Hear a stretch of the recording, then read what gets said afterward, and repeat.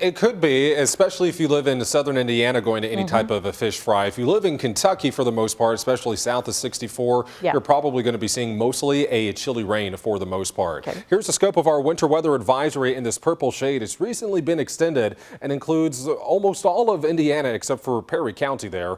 It goes until 1 o'clock in the morning. But notice how much of our many of our Kentucky communities are not impacted by this because your temperatures are going to be so warm that you'll probably mostly see cold rain. Here's a look at Max HG radar. Nothing falling here in the metro area at the moment, but it is moving in here, and we're starting to see this growing area of rainfall back to our west along I-64 from Bedford down through Paoli and English and Crawford County. Tell City, you're seeing some light to moderate steady rainfall at the moment. I've already seen a little bit of rain snow mix up near Bedford and Brownstown this afternoon too, but a broader view shows much more activity and more organized snow back to our west towards St. Louis and up towards the Indianapolis area. NBA All-Star Game activities are going to be ongoing starting today as well. So if you're traveling north into Indianapolis, I would keep snow in mind for you, as they are likely going to be seeing all snow up there just to our north. Here's a look at Futurecast. Not doing a bad job currently. As we head into the afternoon hours, I think we'll be seeing this little blob of rain here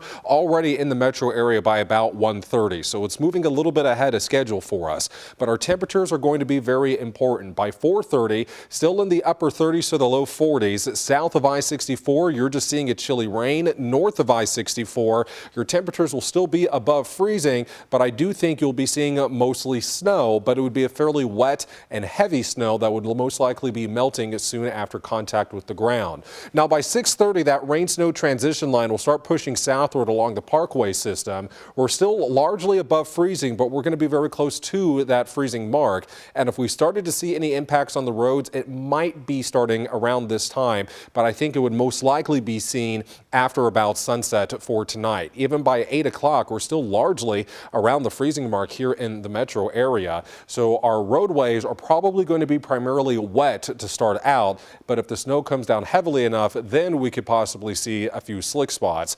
Much colder air will also be pushing in as we head into tomorrow morning. Lows tomorrow morning in the 20s, highs tomorrow underneath a sunny sky, thankfully, only in the upper 20s, especially in southern Indiana, to the lower 30s. So how much snow could we expect?